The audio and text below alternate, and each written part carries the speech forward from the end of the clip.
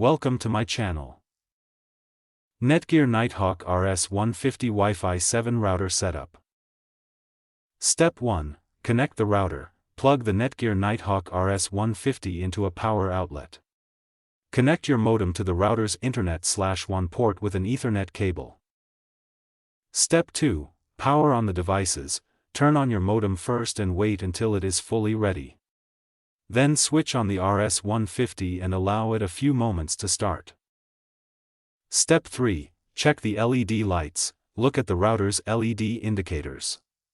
Make sure the power and internet connection lights show that the router is ready for setup. Step 4. Connect to Wi-Fi.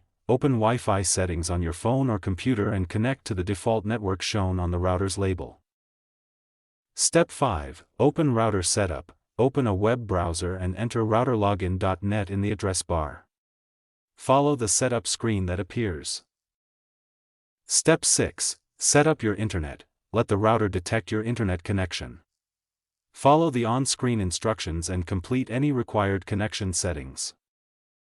Step 7. Create a Wi-Fi name. Choose a unique Wi-Fi name that you can easily identify.